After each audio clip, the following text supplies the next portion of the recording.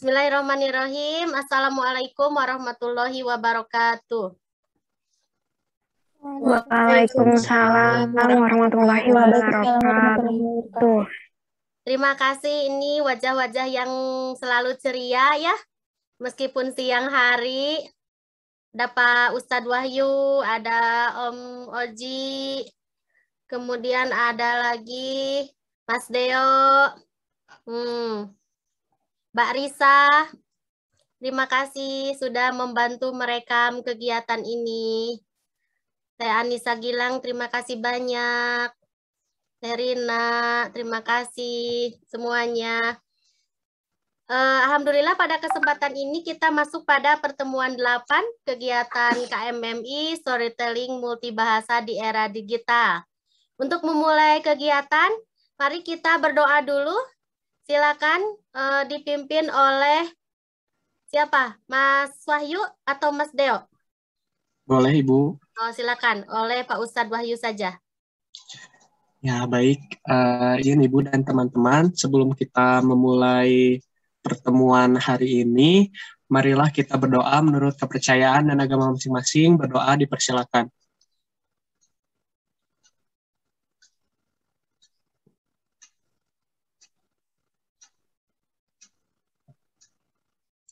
Berdoa dicukupkan.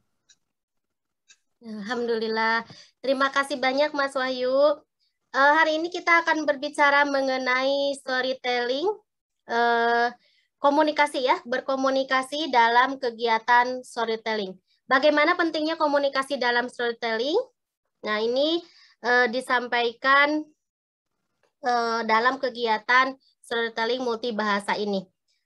Ibu mohon bantuan kepada Risa untuk share materi ya, untuk berbagi tayangan mengenai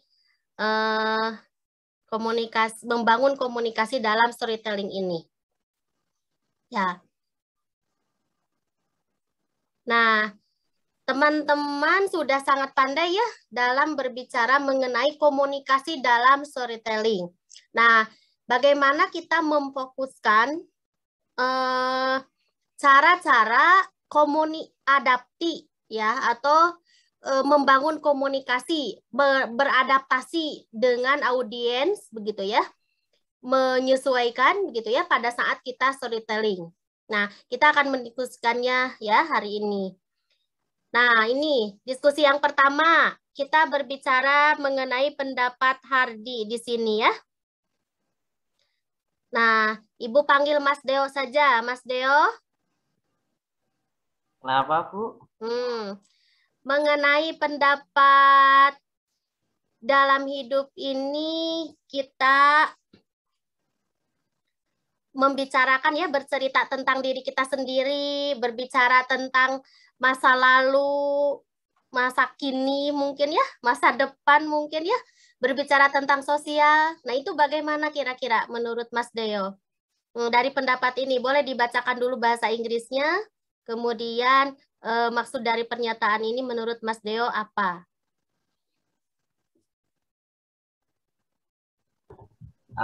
Baik, Bu. Terima kasih atas kesempatannya. Bismillahirrahmanirrahim. In order really to live, we make up stories about ourselves and others, about the personal as well as the social past and future. Pendapat dari Hardy 1968 halaman 5. Jadi ini artinya tuh kita tuh untuk hidup kita juga membangun cerita gitu, Bu. Membangun cerita tentang kita dan yang lain itu bisa mengenai tentang personal atau mengenai masa depan dan masa yang lalu itu sebagai bukti kalau kita tuh hidup gitu. Bukti kalau kita tuh menjadi seorang manusia tuh ya itu kita bercerita gitu. Berceritanya itu ya bisa itu ada yang personal, ada yang tentang kita sendiri, ada yang tentang lain, ada yang tentang kemarin, ada yang tentang masa depan. Jadi emang ini pendapat yang membuktikan kalau storytelling emang udah dari dulu ada gitu. Soalnya ya emang dengan adanya manusia ada storytelling misalnya, emang itu yang membuktikan kalau kita hidup gitu. Ada cerita dari kita pernah hidup itu menghasilkan cerita. Jadi ceritanya tuh diceritakan dari satu manusia ke manusia yang lain gitu. Jadi itu mungkin Bu, apa itu menguatkan ini pendapatnya Hadi itu menguatkan komunikasi dari antara cerita satu dengan lainnya itu membuktikan kita hidup ada sejarahnya gitu. Sejarah tertulis dari cerita gitu. Ya, terima kasih Mas Deo. Yang lainnya boleh menghubungkan, silakan. Bagaimana kita membangun komunikasi begitu ya dalam menyiapkan storytelling kita. Nah, boleh berangkat dari apa yang sebaiknya bisa kita ceritakan. Nah, karena dalam kehidupan ini kita bisa punya bekal banyak cerita ya, baik tentang kita, tentang orang lain, begitu ya, maupun dalam kehidupan sosial, begitu ya, dalam hubungannya komunikasi sosial, begitu ya, dengan bercerita ini. Nah, kita juga bisa memiliki bekal cerita tentang masa kini, tentang masa lalu, tentang apa yang kita bayangkan, masa depan ya. Artinya mimpi pun itu bisa diceritakan begitu ya untuk sebuah bangunan komunikasi dalam hidup ini. Nah, silakan. Barangkali ada yang ingin menyampaikan pendapat, pengalaman, ataupun tanggapan begitu ya terhadap persoalan-persoalan sebagai bekal untuk membangun komunikasi dalam bercerita.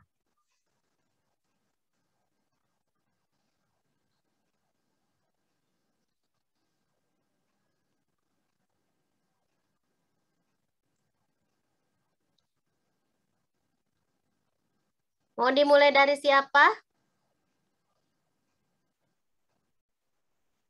Mas Oji mau bercerita, Mas Oji? Mau berpendapat? Bang, siapa namanya? Bang Firdaus ada tidak ya? Ada Ibu, ada. Nah, Bang Firdaus boleh berpendapat. Suaranya kami rindu sama Abang. Ya Ibu, kalau menurut saya itu berkomunikasi itu sangat bagus ya di saat berstorytelling, khususnya di waktu kita itu berkomunikasi antara audiens. Nah, di situ kita bisa memberikan pertanyaan-pertanyaan untuk audiens kita biar bisa berkomunikasi ada tanggapan timbal balik begitu. Terima kasih. Ya, terima kasih Bang Firdaus. Firdaus pakai F ya. Ya, ada lagi yang ingin berpendapat? Ibu, saya izin berpendapat.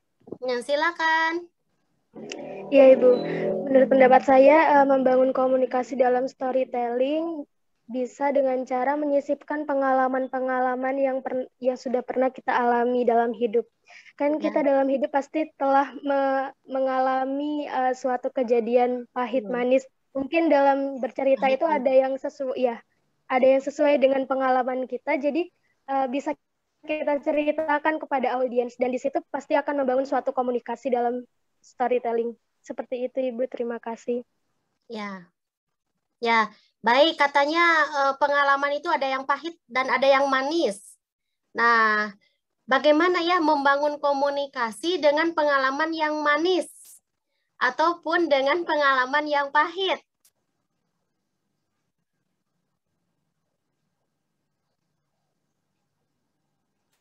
Ibu, saya izin berpendapat. Ya, silakan. Ya, terima kasih banyak Bu. Saya izin berpendapat mengenai ini membangun komunikasi dalam storytelling. Tadi sudah dijelaskan juga ya kalau kita ini bisa membuat cerita, baik itu dari diri sendiri atau dari orang lain. Nah, kalau dari saya sih menyoroti hal yang berkesan gitu dan ada kebermanfaatannya itu baik dari dari kita atau mungkin nanti untuk orang lain. Karena kalau berbicara soal cerita, pasti banyak sekali gitu cerita dalam hidup itu. Nah, mungkin dari kita cerita apa sih yang akan dibagikan. Nah, itu disesuaikan juga dengan tujuan kita bercerita. Mau mengarah kemana begitu. Dan kalau dari saya sendiri, menyoroti kondisi sekarang, sepertinya kondisi pandemi sekarang juga akan menjadi cerita yang sangat berbekas gitu, sangat berkesan bagi kita di masa depan.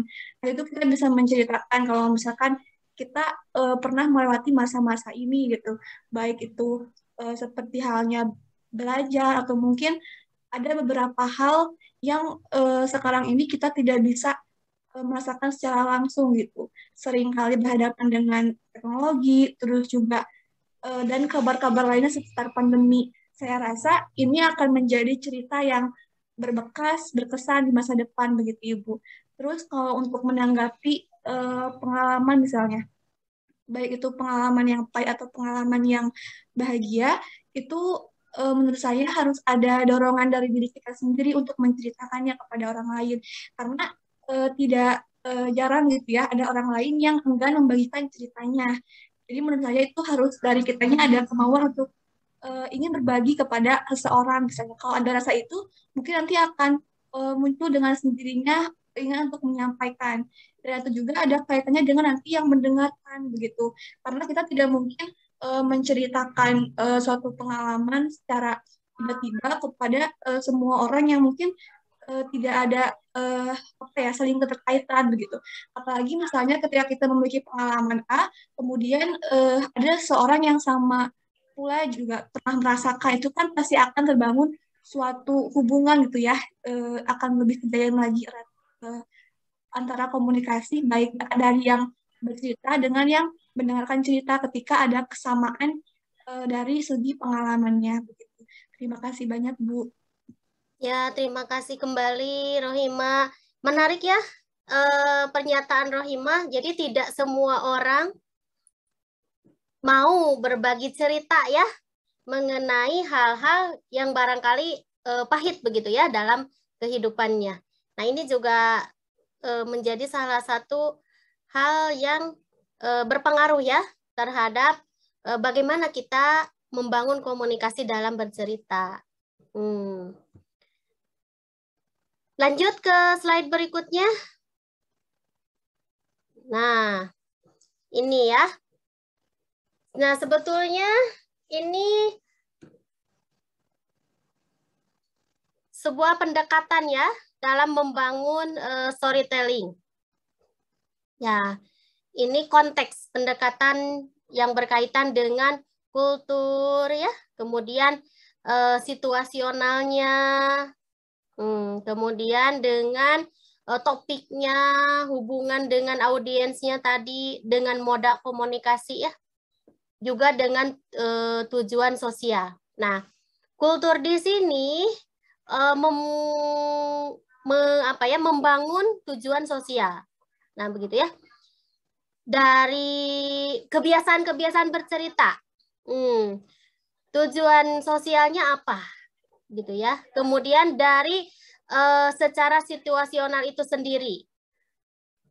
Nah, ini tergantung kepada topiknya, hubungan dengan audiensnya, maupun moda dalam komunikasi ya. Mode dalam komunikasi. Ya, ini konteks yang bisa dibangun begitu ya saat kita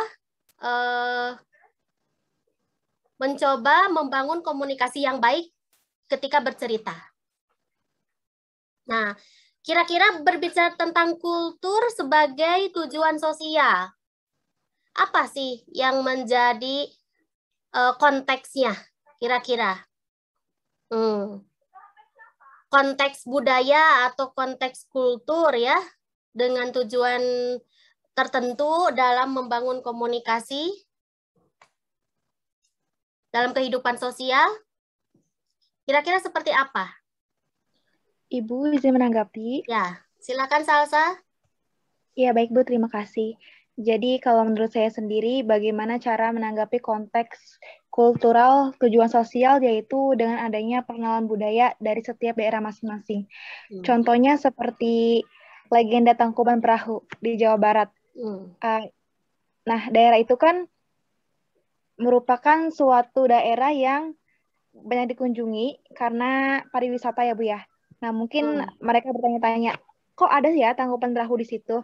Nah, mungkin dari masyarakat sendiri mengarang cerita atau memang kejadian sebenarnya ada cerita bahwa ada cerita tersebut yaitu adanya legenda Tangkuban Perahu.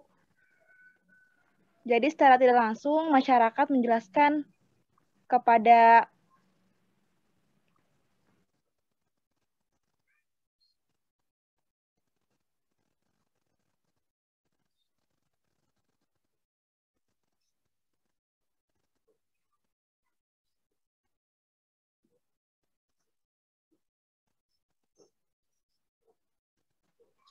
Ini Ibu yang... Halo Ibu, suara saya ada nggak? Oh iya, silakan Salsa. Iya. Iya, jadi secara tidak langsung masyarakat di situ itu menunjukkan bahwa memang ada legenda Tangkuban Perahu. Nah, dari situlah masyarakat memperkenalkan storytelling kejadian Tangkuban Perahu tersebut dari destinasi wisatanya, Bu. Dari tujuan sosial tersebut. Terima kasih. Ya. Jadi konteks budaya membangun komunikasi sebagai tujuan sosial berarti ya. Jadi kalau kita mau bercerita yang berasal dari konteks budaya, begitu ya. Nah, tujuan kita itu membangun komunikasinya itu sebagai tujuan sosial. Nah, begitu. Jadi apa tujuan sosial itu kalau begitu ya? Apakah tujuan sosial di sini menyebarluaskan budaya, begitu ya? Kemudian apakah tujuan sosial di sini membuat masyarakat melek budaya, begitu ya? Apakah tujuan di sosial di sini agar masyarakat itu memahami konteks budaya, begitu ya? Atau apakah tujuan di sini dengan kita berbicara yang berasal dari atau bercerita yang berasal dari budaya, begitu ya? Tujuannya agar masyarakat sendiri melestarikan budaya misalnya. Nah, boleh Anda mengaitkan juga dengan hal itu. Silakan, ada yang ingin berpendapat lagi? Ya, Ayu, silakan. Iya, Bu, izin berpendapat. Jadi, menurut saya, memang ketika storyteller ini yaitu menyangkut kultural, itu dengan tujuannya yaitu tujuan sosial ya, Bu, ya. Jadi, ini tuh memang untuk memahami atau menyadarkan kepada masyarakat akan adanya kebudayaan-kebudayaan tersebut gitu. Akan adanya misalkan, jadi itu tuh kan storyteller itu kan secara turun-temurun ya Bu ya. Jadi itu juga termasuk untuk melestarikan kebudayaan gitu. Nah, jadi gunanya itu yaitu untuk tujuan sosial ini agar masyarakat mengetahui kebudayaan-kebudayaan yang sebelumnya ada, kebudayaan-kebudayaan dari misalkan dari kebudayaan di Jawa Barat, di NTT gitu. Jadi maksudnya kebudayaan yang ada di Indonesia gitu loh. Jadi untuk memperkenalkan kebudayaan tersebut melalui storytelling gitu, Bu. Ya. Terima kasih. Ya, terima kasih Ayu. Ya, atas pendapatnya ya. Yang lain masih ada yang ingin berpendapat mengenai membangun komunikasi dari konteks kultural sebagai tujuan sosial? Saya boleh, Ibu. Boleh, Rifa, silakan. Iya, betul sekali apa yang dikatakan oleh Teh Ayu ya tadi, bahwa storytelling dalam pendekatan konteks kultural ini sejalan dengan tujuan sosial. Nah, dalam hal ini ketika kita berbicara kultural itu berarti berbicara tentang budaya juga. Iya. Nah, dalam budaya sendiri, ketika kita membawakan cerita yang berhubungan dengan budaya, secara tidak langsung itu dapat mengenalkan budaya, terutama apabila audiensnya anak-anak. Nah, kita dapat mengenalkan budaya-budaya yang ada di Indonesia dan juga budaya-budaya yang bahkan belum pernah terdengar sebelumnya. Misalnya cerita tentang asal-usul Surakarta, cerita tentang budaya yang ada di Jawa Barat atau yang ada di Jawa Tengah. Mengingat sekarang ini budaya menurut saya agak dilupakan. Seperti itu, Bu. Terima kasih. Ya. Terima kasih kembali. Rifa. Oh, Nada, masih ada yang ingin ya, Raisa. Nada silakan. Ya, terima kasih, Bu. Sebenarnya ini tidak terlalu berbeda jauh dengan yang teman-teman sampaikan tentang kultural atau berbicara tentang budaya gitu. Nah, tapi yang mungkin yang ingin ditekankan oleh Nada di sini adalah di bagian tujuan sosialnya. Nah, seperti kita ketahui gitu ya, sosial yang berarti hubungan antara kita dengan misalnya dengan orang lain atau bagaimana kita bertingkah atau berlaku di kehidupan sosial gitu di lingkungan kita sendiri.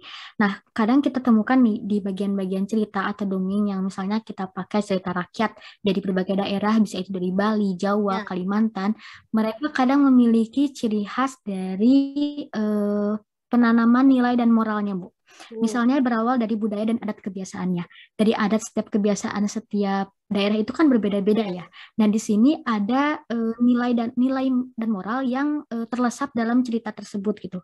Nah, kemudian storytelling ini tampaknya merupakan kegiatan yang cocok gitu ya sebagai perkembangan media komunikasi visual gitu, agar kita bisa menerapkan banyak nilai dan moral yang sudah lama ditinggalkan gitu. Nah, dari kegiatan mendongeng ini diharapkan audiens pun bisa mengerti gitu nilai dan moral yang bisa diambil dari setiap daerah itu seperti apa gitu. Bahkan misalnya nilai dan moral yang tidak pernah ada di daerahnya sendiri pun mereka bisa mengadaptasi dari nilai dan moral dari daerah lain melalui sebuah dongeng. Mungkin seperti itu, Bu. Terima kasih. Ya, terima kasih. Nah, ini yang menarik ya, tujuan sosial yang disampaikan Nada itu juga berkaitan dengan nilai-nilai sosial kemasyarakatan ya. Jadi masyarakat memahami begitu ya akan pentingnya nilai-nilai sosial juga begitu di samping dengan memahami konteks budaya ya, memahami nilai-nilai budaya gitu. Ya, siapa lagi ini yang resen tidak ada? Ya, berikutnya, nah ini ya, membangun komunikasi dalam storytelling juga ya, kita mempertimbangkan konteks situasional. Nah, jadi yang dipertimbangkan adalah registernya, gitu ya. Yang dipertimbangkan adalah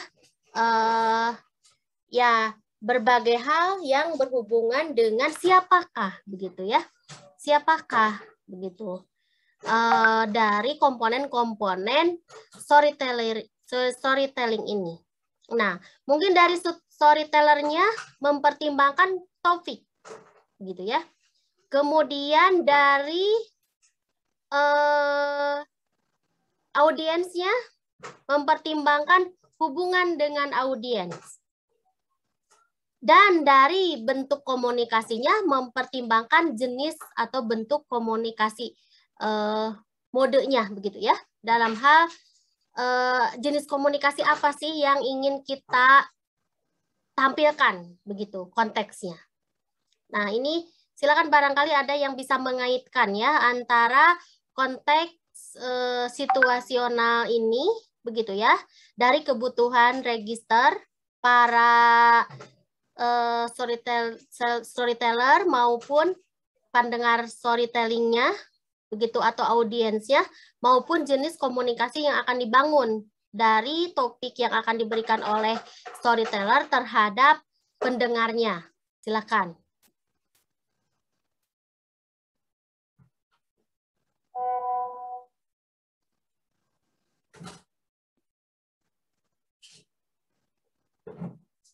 Belum ada?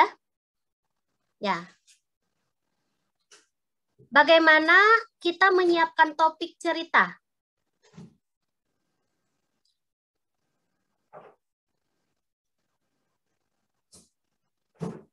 Agar bisa membangun komunikasi yang baik. Fitri, begitu. Ya. Oh, sudah ada Fitri. Silakan Fitri.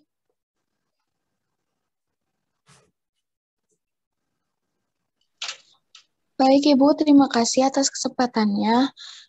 Jadi di sini mungkin sekarang juga teman-teman masih bisa merasakan ya situasi sekarang yang masih berbau suasana kemerdekaan. Nah, misalkan kita memilih dongeng yang berbau suasana kemerdekaan. Nah, hubungannya dengan audiens, mungkin kita bisa meningkatkan semangat kebangsaan kepada audiensnya agar bisa lebih merasa cinta tanah air dan menghargai perjuangan para pahlawan terdahulu. Lalu modenya atau mode komunikasinya atau media komunikasinya bisa berupa video yang disebarkan di media sosial seperti TikTok, Instagram yang sedang digemari oleh warga-warga Indonesia ya. Jadi kita bisa menyesuaikan dengan apa yang sedang viral saat ini sehingga dongengnya pun bisa lebih mudah ditangkap oleh audiens dan bisa lebih bervariatif gitu, lebih berbeda daripada dongeng-dongeng sebelumnya. Seperti itu, Ibu. Terima kasih. Ya, terima kasih kembali Fitri. Ya, Fitri memilih topik-topik yang saat ini ya, kebetulan di Indonesia Agustusan, jadi lebih kepada topik nasionalisme begitu ya. Nah, dan akan dan bisa dilakukan menurut Fitri itu dengan bentuk komunikasi digital ya. Nah, itu bagus ya. Jadi sesuai dengan situasi saat ini berarti ya. Yang lain ada yang ingin menyampaikan? Silakan. Ya, komunikasi juga bisa berbentuk bagaimana komunikasi verbal yang dibangun, bagaimana komunikasi nonverbal yang akan dibangun, boleh. Sesuai dengan topik cerita yang akan diceritakan.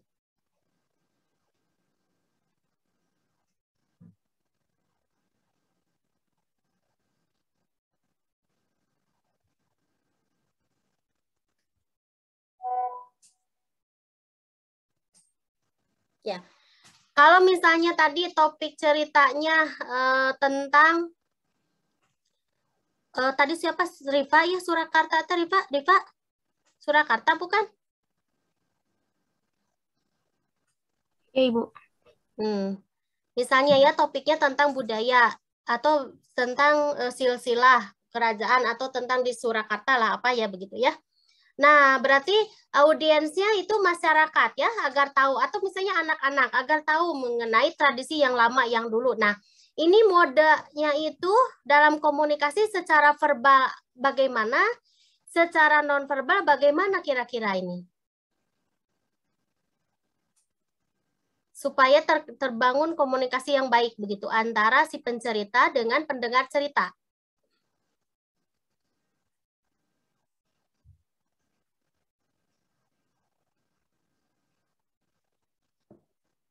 Apakah harus membuat media khusus begitu ya untuk menyampaikan cerita tersebut sehingga akan terbangun cerita yang baik? Akan terbangun komunikasi yang baik begitu ya? Nah, atau misalnya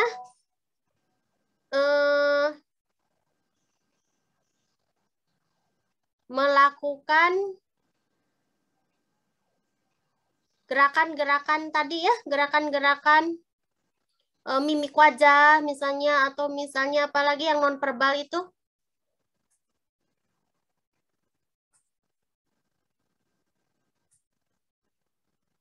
Atau dari kostum kerajaan atau bagaimana kira-kira? Ibu izin menanggapi? Ya, silakan. Risa? Ya. Ya. Rifa, Ibu. Oh, Rifa. Ya, silakan Rifa. Ya, sekaitan dengan tadi yang disinggung Ibu juga tentang Surakarta. Jadi beberapa bulan yang lalu kan saya mendongeng juga tentang salah satu cerita rakyat yang ada di Surakarta atau di Jawa Tengah. Ya. Nah, betul. Untuk secara verbalnya itu menggunakan intonasi misalnya. Jadi intonasi berbicaranya itu sesuai dengan apa yang ada di cerita tersebut. Misalnya juga ketika berbicara di situ di cerita tersebut ada tokoh nenek dan tokoh raja. Nah, itu saya sebagai pendongeng atau penceritanya itu membedakan antara suara raja dan suara nenek tersebut. Nah, itu yang nantinya mungkin dapat membangun hubungan dengan audiens ya, Bu. Agar audiens juga masuk dalam cerita. Lalu di awal video itu, agar ada interaksi, saya menanyakan misalnya, tahu tidak cerita ini dari mana, misalnya kepada audiens atau dan lain sebagainya. Nah, sedangkan untuk mimik wajah di situ, saya juga bedakan di setiap tokohnya seperti apa. Tokoh nenek wajah saya agak mengkerut, tetapi saat tokoh raja wajah saya tegas seperti itu. Lalu untuk pakaiannya itu, waktu itu saya menggunakan pakaian kebaya sebagai pendongengnya. Terima kasih. Ya, ini menarik ya yang disampaikan oleh Risa. Jadi Riva memilih komunikasi verbal dan juga non-verbal, ya. Nah, komunikasi verbalnya itu ternyata dengan menggunakan teknik bertanya, ya. Nah, ini dengan teknik bertanya. Berarti salah satu teknik verbal, teknik bertanya ini juga adalah bagian dari cara gitu ya untuk membangun komunikasi dengan para audiensnya ya. Jadi ketika topiknya A, disesuaikan bagaimana teknik untuk membangun komunikasinya. Apakah dengan bertanya, menggali, atau misalnya dengan memperlihatkan sesuatu dulu yang membuat ingatan si audien itu terpancing, begitu ya. Misalnya mau bercerita tentang sesuatu, tiba-tiba membawa bola. Nah, berarti tidak bertanya, tetapi dengan menunjukkan bola. Nah, begitu ya. Nah, bolanya kemudian digerak-gerakan dan sebagainya. Nah, itu kan bertanya-tanya begitu ya dalam hati si audiens itu. Apakah dia itu akan menceritakan sebuah bola? Apakah dia akan menceritakan harga bola pada saat ini? Atau akan menceritakan pemain bola dan sebagainya begitu ya. Nah, ini salah satu cara di awal untuk membangun komunikasi antara si pencerita dengan si pendengar pencerita gitu. Jadi setidaknya ada perhatian dulu begitu ya. Ada stimulus begitu. Nah, untuk membangkitkan nantinya respon dari pendengar gitu ya. Itu kurang lebih ya mengenai konteks dalam bercerita itu bersifat situasional. Nah, ini ya berikutnya. Jenis cerita yang dipilih topiknya bisa tadi horor, komedi, drama, bisa juga cerita sejarah ya tadi, bisa juga dilihat dari perspektif budaya tadi sudah juga ya. Ini sudah ada yang Surakarta juga budaya ya. Nah, ini juga pemirsa tadi usia sudah ya. Profesi, hobi, hierarki, individu. Nah, mungkin juga bisa ya. Sangat bisa tergantung siapakah pendengarnya. Nah, modenya itu lisan, tulis, tatap muka, sinkronus, asinkronus, digital. Nah, tadi yang disampaikan Fitri sudah digital ya. Yang disampaikan Riva itu dengan cara lisan, begitu ya, komunikasi verbal. Nah, ini yang lainnya sebetulnya sinkronus itu verbal dan non-verbal. Nah, asinkronus itu tulis, begitu. Hampir sama ya, banyaknya tulis. Kalau asinkronus itu tulis, semacam Anda menulis di sepada.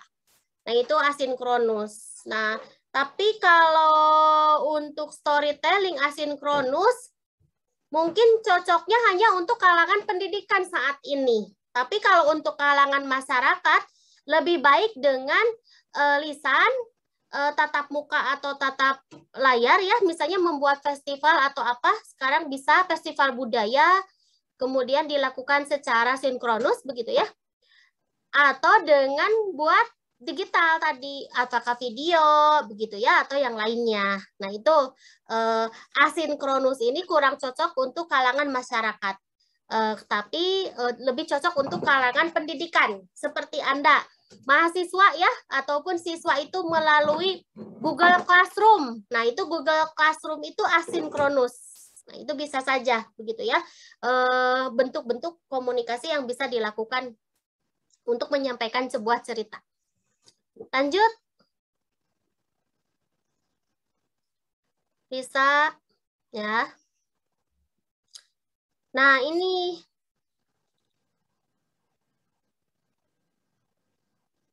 sudah ya, ini komponen-komponen dalam membangun komunikasi itu ya sesuai dengan untuk apa tujuannya.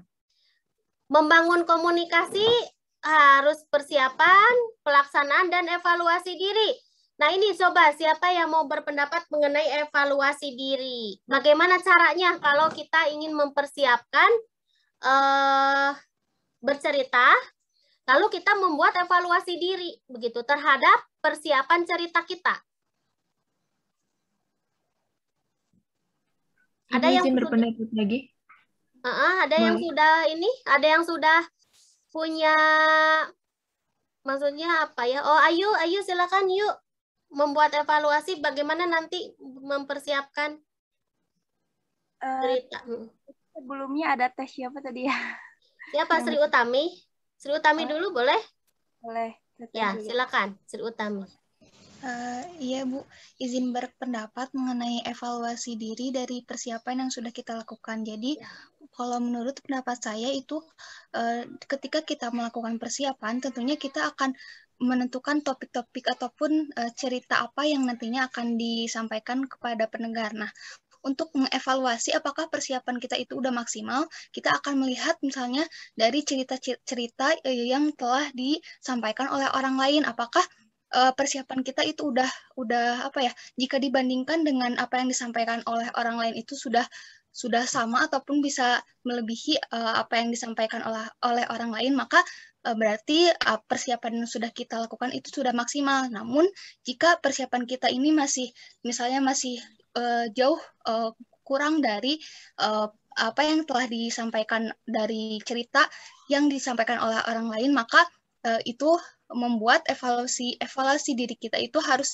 ditingkatkan lagi, Bu. Jadi dari persiapan ini kita bisa mengevaluasi gitu, apakah apa yang sudah kita persiapkan itu sudah maksimal atau belum. Mungkin seperti itu, Bu, yang bisa saya sampaikan. Terima kasih, Bu.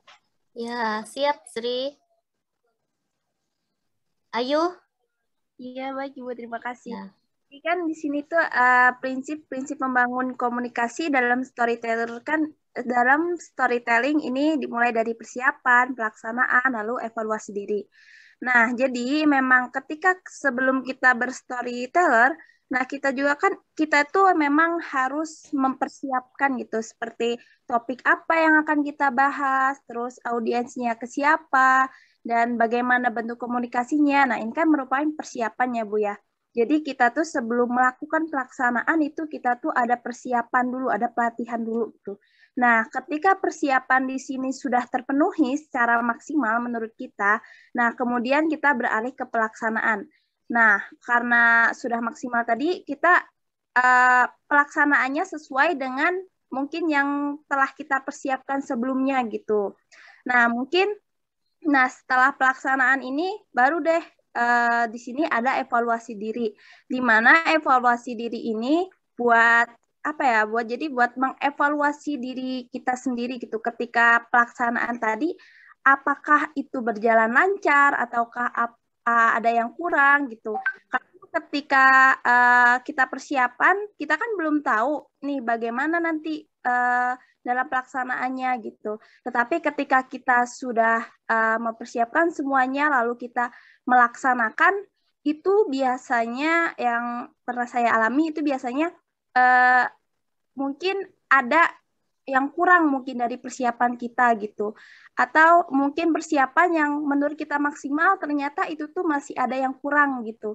Jadi ketika setelah pelaksanaan di sini kita tuh memang mengharuskan evaluasi diri gitu. Karena ketika setelah nanti setelah pelaksanaan ini kita bisa mengevaluasi diri. Jadi itu tuh buat pembelajaran kita, buat pengalaman kita ke depannya agar kita tuh bisa lebih baik gitu. Jadi diperlukannya evaluasi diri setelah melakukan pelaksanaan berstorytelling. Mungkin sekian Ibu, terima kasih. Ya, terima kasih juga Ayu. Risa Yuliani dulu. Ya Ibu, terima kasih. Nah, perlu kita pahami nih, prinsip-prinsip membangun komunikasi dalam storytelling. Nah, kita lihat ada 3 poin penting di sini. Ada persiapan, ada pelaksanaan, dan ada evaluasi diri. Apa sih itu persiapan gitu ya? Persiapan berarti segala sesuatu yang kita siapkan sebelum melakukan kegiatan itu. Sebelum, katakanlah di sini sebelum melakukan storytelling. Jadi apa yang harus kita persiapkan? Kan tadi ada yang kita menyiapkan topik, oh topik saya mau tentang kisah teladan, nah audiens kita siapa? Oh kita tentukan nih audiens kita misalnya anak usia dini. Apa yang saya perlukan nih dalam menyampaikan cerita ini agar pesan di dalamnya itu tersampaikan. Oh saya butuh alat peraga, saya siapkan alat peraga. Nah itu adalah proses-proses persiapan atau persiapan dalam melaksanakan kegiatan storytelling itu sendiri. Jadi sebelum melakukan kegiatan. Nah, kemudian beralih ke pelaksanaan, berarti melakukan apa yang telah dipersiapkan. Jadi melakukan kegiatan yang sudah direncanakan, sudah dipersiapkan dengan matang. Nah, kita melaksanakan bagaimana di sana kita dapat membangun komunikasi. Misalnya, tadi kan salah satu caranya kita sudah mempersiapkan alat peraga. Ini nih cara saya agar menarik perhatian anak-anak. Cara saya agar pesan dalam cerita itu tersampaikan. Nah, kita kan sudah mempersiapkan teknik atau apapun gitu ya. Ini teknik saya nih atau cara saya agar pesan dalam dongeng itu atau cerita itu tersampaikan. Nah, dilakukanlah dalam proses pelaksanaan. Nah, setelah kita melaksanakan kegiatan storytelling itu sendiri, nah tentunya dalam setiap kegiatan pasti atau harus adanya evaluasi, penilaian terhadap kegiatan yang telah dilakukan. Apakah persiapan yang telah kita lakukan, kemudian pelaksanaannya itu sesuai dengan apa yang kita harapkan, baik atau perlu diperbaiki selanjutnya. Misalnya, oh ya ini anak nggak terlalu suka saat saya begini. Nah, dibuat catatan-catatan penting sehingga catatan itu bisa menjadi pelajaran untuk lebih baik pada kegiatan storytelling selanjutnya. Terima kasih, Bu.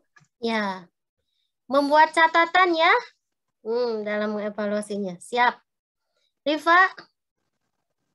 Ya, Ibu. Terima kasih.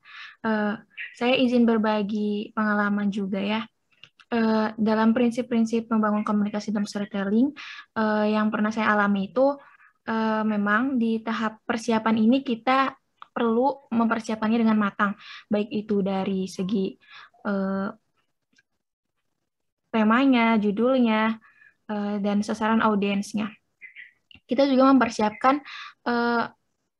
apa sih yang akan kita tampilkan itu, bagaimana sih audiens kita, siapa sih, anak-anak atau remaja, lalu cerita kita ini cocoknya untuk siapa. Nah, itu perlu disiapkan matang-matang. Tetapi dalam hal ini, untuk nantinya evaluasinya lebih mudah, saya biasanya itu untuk di tahap persiapan ini, ketika melakukan latihan, saya juga memvideonya atau mencatat kekurangan-kekurangan, misalnya ketika saya melakukan storytelling, ketika bercermin. Nah, saya sambil bercermin, sambil juga, loh, kok mimik saya kurang nih. Nah, itu buat nantinya bisa juga di kedepannya evaluasi diri. Nah, dari tahap persiapan juga, kalau untuk saya, telah dilakukan juga evaluasi di situ dalam tahap persiapan. Lalu untuk di tahap pelaksanaan, nah kita juga harus pandai membangun komunikasi seperti yang dikatakan oleh Teh Risa tadi ya, membangun komunikasi antara kita dan audiens, agar audiens tersendiri itu tidak boring atau tidak bosan mendengarkan storytelling yang kita sampaikan, seperti itu. Lalu kita juga memerlukan media apa yang cocok. Nah, itu dalam tahap persiapan, tetapi dalam tahap pelaksanaannya juga kita perlu menyampaikannya dengan baik, misalnya menggunakan boneka tangan nih. Nah, bagaimana caranya agar si boneka tangan ini tidak memecah konsentrasi antara audiens misalnya, seperti itu. Jadi kan ada kita sebagai storytelling dan juga ada medianya nih, boneka tangan. Nah, bagaimana caranya di situ kita sebagai storyteller ini agar audiens tidak pecah konsentrasinya. Lalu di tahap evaluasi diri, untuk tahap evaluasi diri tersendiri, kita melihat dari segi persiapan yang telah saya catat. Nah, dan juga misalnya dalam evaluasi diri, kita memvideo pada tahap pelaksanaan. Nah, itu kita dapat lihat ulang dan kita sesuaikan dengan tahap persiapan yang telah kita lakukan. Apakah sudah sesuai apa belum? Seperti itu, Bu. Terima kasih. Ya, terima kasih kembali, Rifa. Nah, banyak ya yang harus dievaluasi ternyata ya. Jangan sampai kata Rifa itu alat juga memecah konsentrasi pendengar ya. Berarti banyak yang harus dievaluasi ya. Nah, tinggal bolak-balik saja. Latihan, rekam, evaluasi. Latihan, rekam, evaluasi ya. Risa Aroshidah, silakan. Iya Ibu, terima kasih atas kesempatannya. Ya nggak jauh-jauh juga tadi dari Teh Rifa. Kalau dari Teh Rifa, sepengalaman Teh Rifa berstorytelling ya. Mungkin kalau dari Risa, sepengalaman Risa itu ketika mengikuti lomba baca puisi seperti itu. Karena untuk hal storytelling, Risa juga baru pertama kali gitu dan sangat excited untuk mengikuti KMMI ini. Nah, dari persiapan itu mungkin benar ya, kita pastinya harus mencari referensi cerita, terus atau enggak kalau misalnya kita mau buat sendiri, membuat ceritanya terlebih dahulu, terus bagaimana dengan alat peraganya, bahasa verbal dan non-verbalnya, seperti itu. Pokoknya menyiapkan segala hal yang nantinya kita akan gunakan ketika pelaksanaan. Nah, mungkin juga dari Risa, karena kalau biasanya Risa itu ketika sebelum lomba baca puisi itu Risa meminta pendapat oleh teman Risa atau orang-orang yang mengerti akan hal storytelling gitu kan ya. Jadi Risa akan persiapan Risa akan setelah semuanya udah siap, terus Risa udah latihan juga, oh ya jangan lupa ya Bu, kita persiapannya harus latihan juga. Nah di latihan itu mungkin kalau dari Risa pribadi, Risa bakalan minta teman Risa untuk mengomentari Risa seperti itu. Nah setelah itu ketika sudah ada, oh kurangnya di sini nih Riz, di sini oke, kita mencoba untuk memperbaikinya. Nah ketika sudah di pelaksanaan, benar ya tadi kata Teh Rifa gitu ya, alat peraga dan teknik tadi kata Ibu, teknik bertanya kepada audiens untuk membangun komunikasi dalam storytelling itu harus diterapkan juga seperti itu. Nah di sini juga jangan sampai kayak misalnya nih kita lupa membawa alat peraganya, itu juga benar-benar harus disiapkan, atau alat peraganya malah tidak terpakai, ada satu hal dua hal yang tidak terpakai gitu karena grogi atau apa, itu sebisa mungkin sebelum kita pelaksanaan juga kita harus seperti tadi kata Ibu, relax ya Bu, relaksasi dulu gitu kan ya, harus tenang, calm down seperti itu. Jadi agar ketika pelaksanaan kita menyampaikannya dengan baik dan memaksimalkan alat peraga yang sudah kita persiapkan. Nah, mungkin Risa bisa sama seperti kayak tadi Teh Rifa ya, mau videokan gitu. Atau kadang kan kita bisa sadar sendiri gitu ya Bu ya, sadar sendiri. Waduh tadi kayaknya saya kurang ini deh gitu. Saya kurang ini. Apalagi biasanya kalau misalnya orangnya tuh perfeksionis, biasanya dia pintar tuh untuk mengevaluasi diri sendiri seperti itu. Dan benar juga tadi kata Teh Risa Yuliani, itu bisa juga di tulis gitu sebagai note catatan untuk diri kita sendiri. Seperti itu Ibu. Terima kasih. Ya, terima kasih kembali. Nah, dan ini akan menjadi praktik ya. Jadi minggu depan kita masih ada 2 materi ya, mengenai media dan mengenai industri kreatif storytelling. Nah, setelah itu, nah Anda di sini sudah mulai mengkritisi, mengevaluasi produksi Anda ya dari storytelling ini di hadapan bersama teman-teman begitu. Jadi pada pertemuan-pertemuan berikutnya awal September itu Anda sudah mulai mengapresiasi karya teman. Tadi ya seperti yang disampaikan Risa, si pembuat cerita, Anda sebagai pembuat cerita meminta koreksi, evaluasi dari teman-teman, apa yang kurang, apa yang sudah bagus, dan nanti bisa diperbaiki, begitu ya. Nah, jadi dalam bulan September itu saja terus. Satu pertemuan 5 atau 6 orang, gitu ya. Nah, nanti dicek oleh siapa, Nada kemarin ya yang mengumpulkan itu cerita, Nada. Iya, Ibu, betul. Nah, nada dicek di jadwal pertemuan apresiasi itu. Jadi menampilkan cerita yang memang sudah diproduksi, mungkin merasa belum maksimal ya tidak apa-apa begitu ya, karena nanti ada perbaikan. Nah, itu dicek berapa orang kita, lalu berapa pertemuan di bulan September itu sampai tanggal sebelum parade ya, sebelum parade, siapa saja yang tampil itu dibagi oleh nada. Lalu ya, boleh dicek berdasarkan cerita atau topik cerita boleh, begitu ya. Nah, atau mau seperti apa, tidak apa-apa, disepakati saja oleh teman. Nah, gitu. Supaya siap-siap ya, yang sudah menyiapkan untuk tanggal awal September tuh siapa yang maju duluan, begitu ya, lebih awal. Nah, semua harus mengapresiasi ya, baik itu secara lisan maupun minimal mengapresiasi secara tulis di sepada itu dari 2 orang teman kita. Nah, gitu. Jadi tugas-tugasnya itu mengapresiasi hasil karya teman kita dari 2 orang. Jadi kalau dalam sehari tampil 6 orang, Anda mengapresiasi punya 2 orang. Nah, walaupun Anda pada saat itu tampil, Anda tetap mengapresiasi 2 teman lainnya, gitu. Seperti itu. Ya. Nah, ini.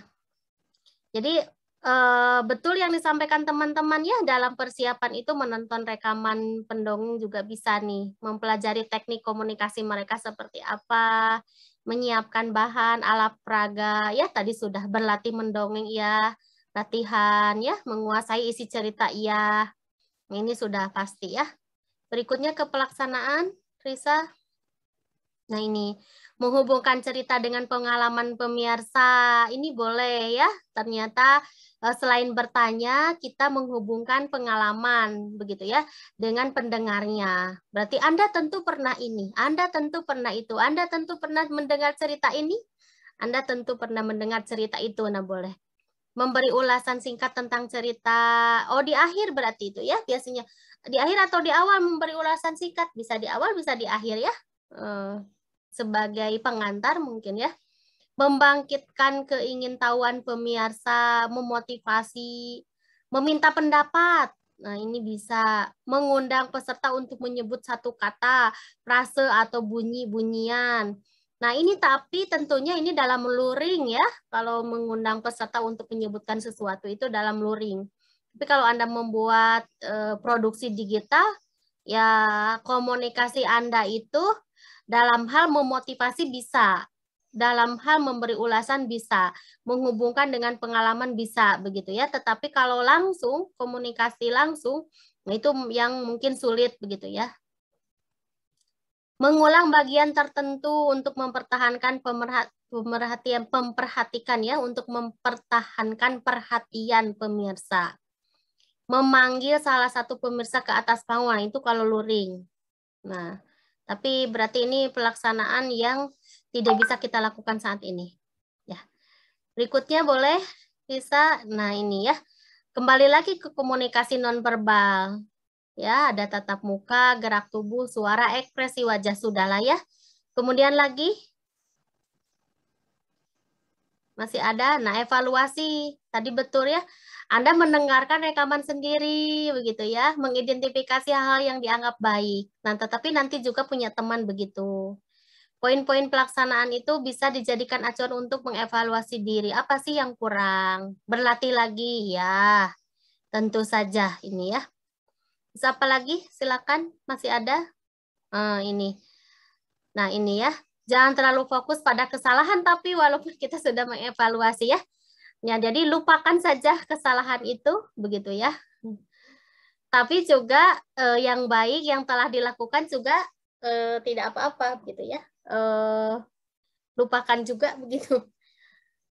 Yang baik ditingkatkan, yang salah diabaikan, tetapi fokus pada perbaikannya, intinya begitu ya. Jadi kita harus semangat nih memperbaiki dan melihat kesalahan yang dilakukan. Nah, nanti kita harus saling terbuka ya. Nah, Ibu sendiri tidak bisa menjadi pencerita yang baik. Nah, Anda nanti pede saja semua. Semua harus percaya diri bahwa yang saya lakukan, yang saya produksi ini adalah yang terbaik bagi saya, begitu ya. Nah, ketika ada teman memberi masukan, wah ini kesempatan yang baik untuk menjadi lebih baik begitu. Jangan sampai merasa aduh ini masukannya, dan jangan sampai yang lain merasa aduh memberi masukannya nggak enak begitu ketika kurang. Nah pokoknya ini demi kebaikan bersama, kita nanti harus saling memberi masukan dengan terbuka ya. Sepakat tidak ini? Jangan ada rahasia di antara kita nanti. Ya, kalau misalnya nanti Nada menampilkan sesuatu, ini sudah merasa yang terbaik untuk Nada. Nah, ketika ada kekurangan, Deo misalnya mengatakan di sini kurang dan sebagainya. Jadikanlah itu pertimbangan. Nah, tidak harus juga 100% diikuti, tidak apa-apa. Nah, itu dijadikan pertimbangan. Kalau misalnya ditimbangkan, ya memang begitu, lalu diubah dan sebagainya, ini boleh begitu ya. Diperbaiki lagi videonya, begitu ya. Diperbaiki lagi latihannya, diperbaiki lagi kegiatan storytellingnya pada bagian-bagian tertentu, begitu. Tetapi kita ini istilahnya terbuka supaya karya-karya kita itu memang karya yang terbaik begitu nantinya. Ya, ada yang ditanyakan? Ini untuk pertemuan ke-8 ini alhamdulillah sudah pukul 11 kurang 3 menit ya. Izin bertanya. Iya, Hataya. Tadi Teh Nada dulu deh kayaknya. Oh, mau Nada dulu, silakan Nada. Ibu, Nada cuman mengkonfirmasi tadi itu kan Nada sudah buka Spada. Mulai dari praktik itu ternyata dari 25 Agustus Ibu di jadwalnya pertemuan 10. Oh iya. Nah berarti kita 2 pertemuan tanggal berapa Nad? Tadi itu tunggu Bu, Nada cek kembali. Nah di tanggal pertemuan 10 itu kan sudah mulai praktik apresiasi, itu tanggal 25. Nah pertemuan 9 yang akan mendatang itu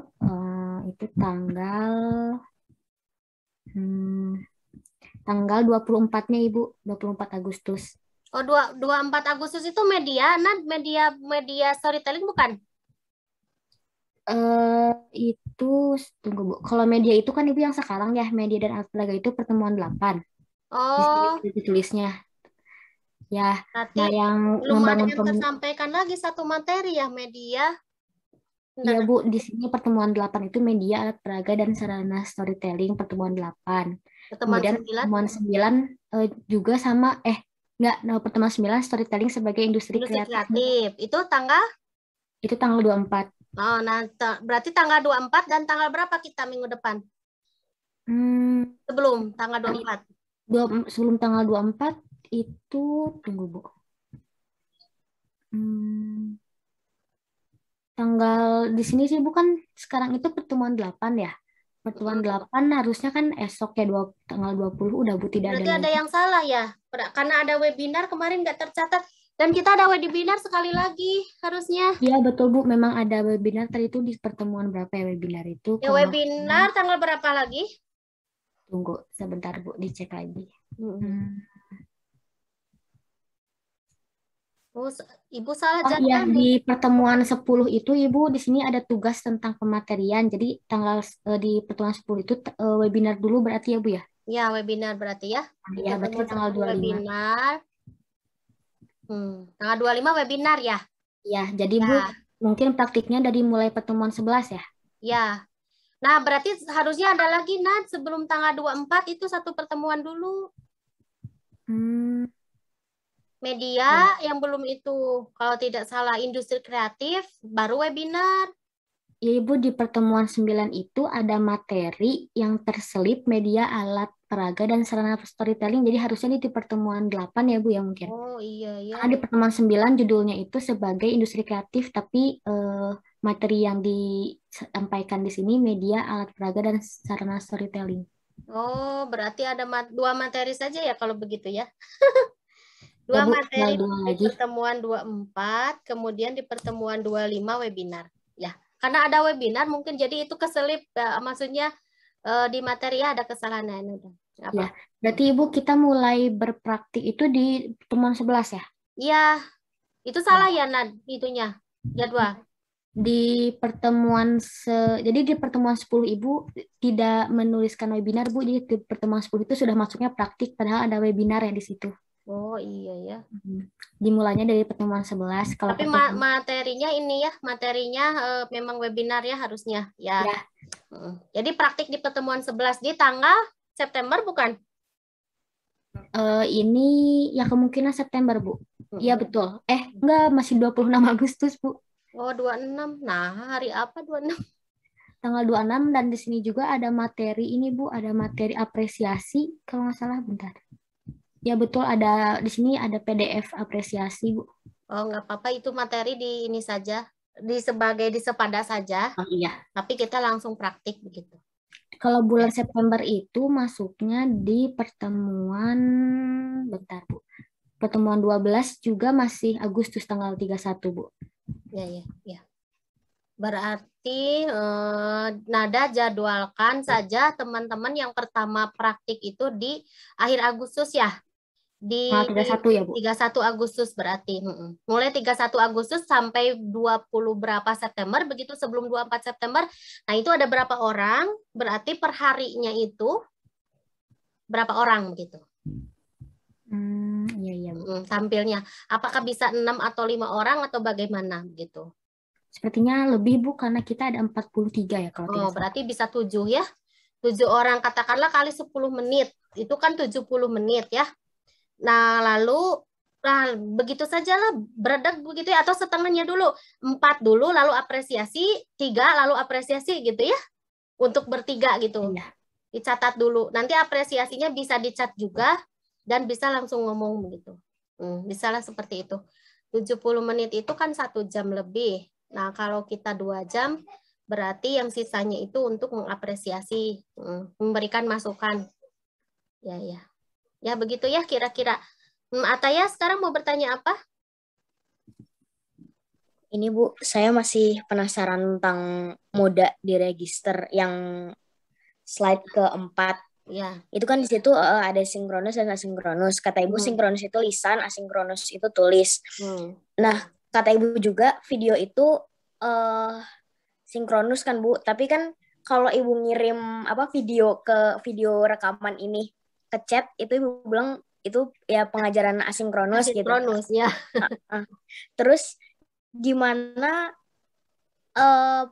mendongeng tapi tulis gitu Bu? Jadi apa bedanya sama apa ya namanya kayak menulis novel terus kayak menulis cerpen gitu? Apa bedanya mendongeng dengan itu gitu kalau tulis gitu? Ya. Itu namanya menulis kreatif ya. Menulis kreatif mungkin kalau misalnya menulis dongeng, menulis kreatifnya. Itu artinya kan orang harus baca ya, harus membaca. Nah gitu. Berarti itu lebih ke asinkronus. Lebih ke asinkronus begitu ya. Nah, asinkronus itu artinya tidak langsung sih. Ya, asinkronus itu tidak langsung. Tapi kalau lisan secara umum langsung. Nah, begitu. Ketika lisan itu dalam video itu kan menjadi tidak langsung. Nah, menjadi digital.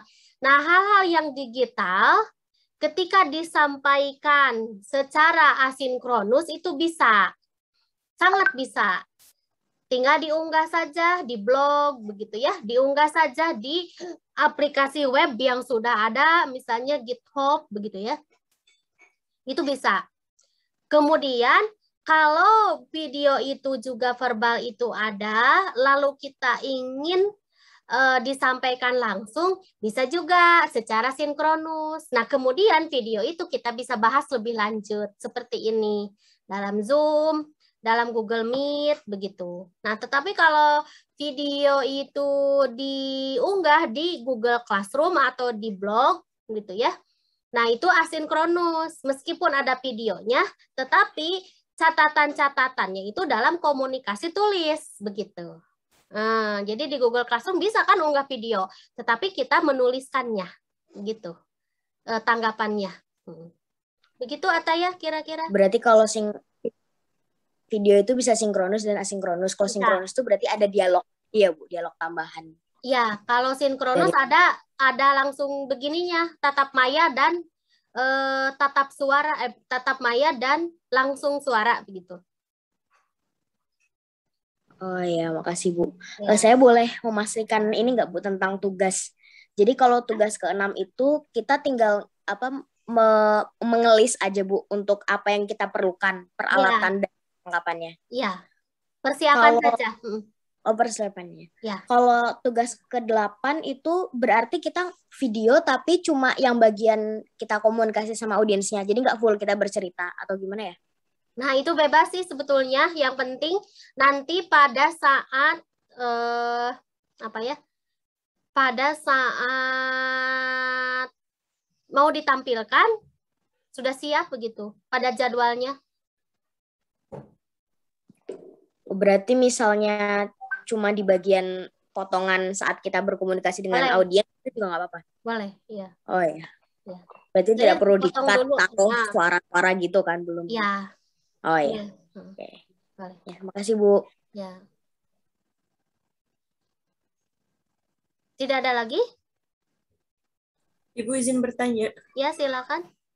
Ibu, maaf sebelumnya, ini mengenai SPADA untuk pertemuan 8, saya tidak bisa absensi, Ibu. Apakah saya saja atau yang lain juga seperti itu? Oh, sebentar. Yang lain bagaimana, Nada? Sudah dicek belum? Sama pertemuan 8 belum bisa absen. Oh, pertemuan 8 belum bisa absen. Berarti nanti Ibu setting dulu sore ya? Setelah itu, nanti Ibu setting absennya Anda boleh mengisi sampai malam. Ya. Siap. Ya, Ibu. Ya. Terima kasih, Ibu. Ya, sama-sama. Ibu. Ya? Ibu, izin bertanya. Ya, silakan di Bulat. Iya, saya lupa absen di SPADA pertemuan 1 dan 5 itu seperti apa ya? Gimana ya, Bu? Oh, nggak apa-apa. Nanti untuk yang lupa, Ibu akan buat present sendiri begitu. Oh, buat, baik Ibu. Di ibunya present semua. Di ibunya present hadir semua gitu ya. 1 dan 5. Ada beberapa yang lupa juga kemarin. Ya. Siapa lagi? Ibu izin bertanya. Ya. Untuk kan yang di tugas 8 itu tentang video komunikasi kita bersama audiens gitu ya Bu. Berarti tidak usah video full yang saat nanti akan digunakan parade begitu ya Bu ya? Tidak usah.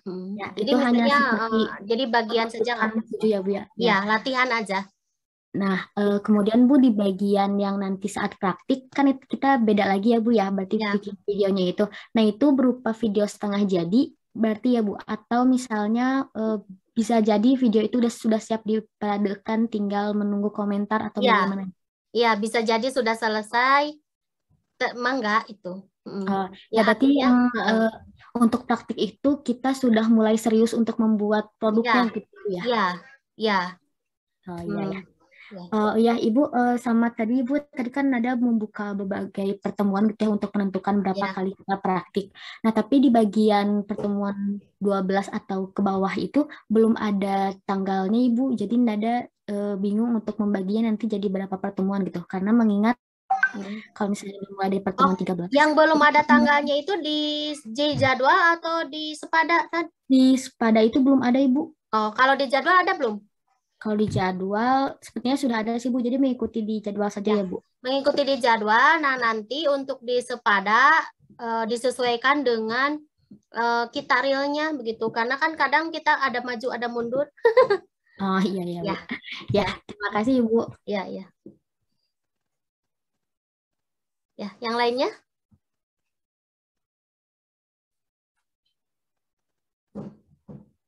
Ya, terima kasih banyak ya. Jadi yang hari ini juga sebetulnya kita harusnya 16 Agustus dan sekarang gitu ya. Tapi karena hari Senin itu banyak yang berhalangan, jadi kita nggak apa-apa seperti ini. Nanti kita dianggap yang hari pertemuan 6 tetap 16 Agustus. Gitu. Ya, siap. Ya kalau begitu, alhamdulillah pertemuan kita pada hari ini sudah selesai ya. Berakhir dengan mulus. Dari awal itu ada gangguan. Terima kasih banyak semuanya. Alhamdulillah semuanya itu selalu semangat ya, membuat hati ibu senang, damai, bahagia, begitu ya. Mudah-mudahan semuanya juga bahagia ya. Anda mudah-mudahan lancar juga membuat produksi storytellingnya ya. Supaya bisa publish ini semuanya. Ya, terima kasih banyak untuk semuanya. Kita akhiri kegiatan hari ini dengan ucapan hamdalah.